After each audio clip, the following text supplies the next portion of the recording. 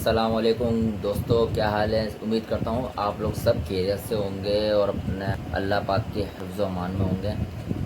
और दोस्तों, आप लोगों से बहुत ज़रूरी बात शेयर करनी थी कि और ख़ास तौर पे उनके लिए जो कराची में जिनकी रिहाइश गाह है, थोड़ा सा अपने एहतियात करके निकलें घर से बाहर। स्नैचिंग आप लोग को पता है बहुत आना आउट ऑफ कंट्रोल हो गई है। अब स्नैचिंग के साथ साथ अब एक और बात भी सुनने को मिल रही है कि लेडीज़ों के लिए ख़ास तौर पे कि लेडीज़ अपने आयतुल कुर्सी पढ़ के और घर से किसी मर्द को अपने साथ लेके निकलें, क्योंकि अब लेडीज़ों को भी है ना गन के ज़ोर पे अगवा किया जा रहा है, बच्चों को भी गन के ज़ोर पे अगवा किया जा रहा है।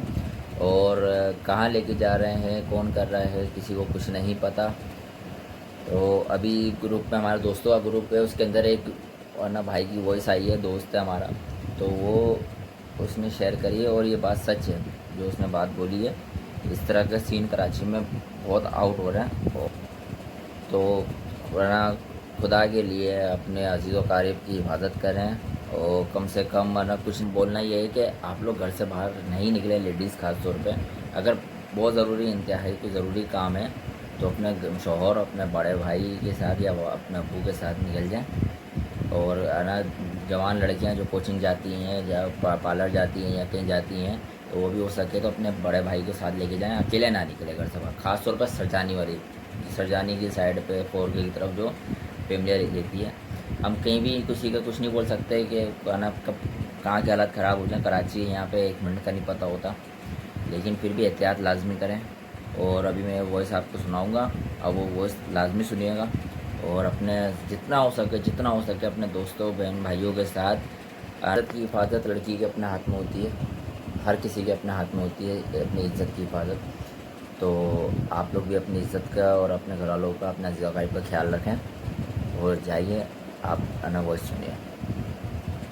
अशफल सरजानी थाने के आसपास का ही रोड था वहाँ।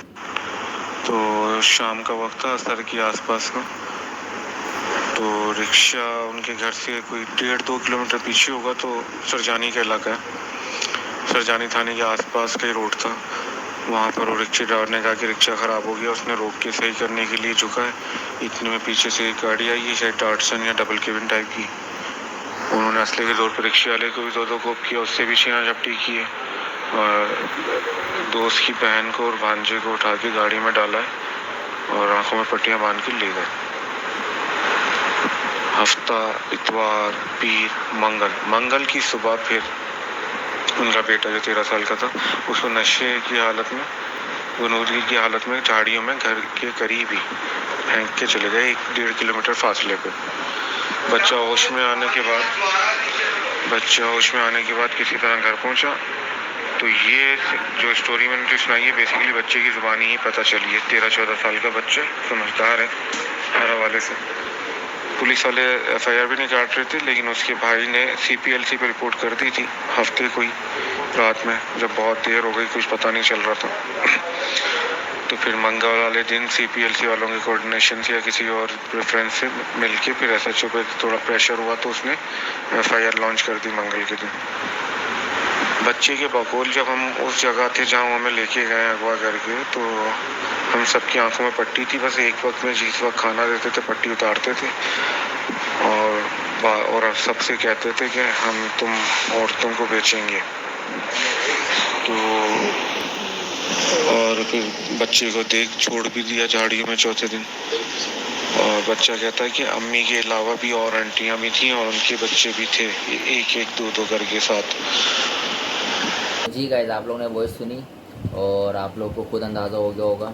मैं ये कुछ झूठ नहीं बोल रहा या कोई है ना, ये लड़का भी झूठ नहीं बोल रहा, ये वाकई में सच है। क्योंकि अभी सरजानी की साइड पर बहुत मामला आउट हुए हैं। अल्लाह बेहतर जानता है, जो भी मिला अल्लाह उसको हिदायत दे। उसके घर में भी माएँ बहनें हैं और बच्चे हैं, तो अल्लाह उसको हिदायत दे। बाकी मैं किसी पे ब्लेम नहीं कर सकता कि कौन है ना, कौन इसके अंदर क्या कर रहा है, कौन क्या नहीं कर रहा। बस सबको ये बोलूँगा, दुआ कर सकते हैं हम लोग और एक दूसरे की आवाज़ बन सकते हैं। एक दूसरे को एहतियात होशियार तो कर सकते हैं कम से कम। बाकी जैसे KC वालों ने हमारे ऊपर बम मारा हुआ है, अब तो हमारे एरिया के अंदर भी यही होने लगा। आपने वीडियोस देख रहे होंगे कि KC की गाड़ी आती है, अपना काम करने के बाद, सब कुछ इलेक्ट्रिशियन करने के बाद, हम लोग कचरा उठाते हैं उनकी गाड़ी में। क्या करें, केएमसी के चार्जेस लगा रहे और उल्टा फ्यूल चार्जेस इतने लगा के दे रहे हैं। गरीब बंदा, गरीब आवाम कहाँ जाएगी, किसको बोलेगी? आखिर में यही करेगी कि जब आप लोगों ने कि भाई केएमसी के चार्जेस के लगा दिए हैं इसके अंदर, तो बस फिर आप कचरा भी आप लेके जाओ।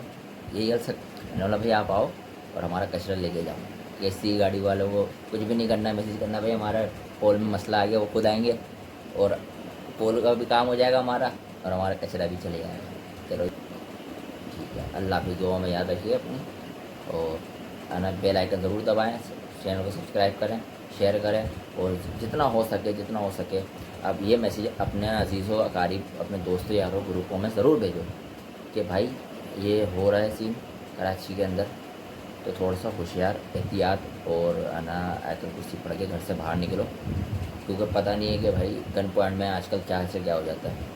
जितना भी बंदा बहादुर और जितना भी दिलेर हो, इसके आगे कोई नहीं चलता भाई, क्योंकि इसको किसी का मुँह नहीं पता होता है, ये डायरेक्ट आगे लग जाती है। और दुआ में याद रखिएगा, ठीक है, अल्लाह।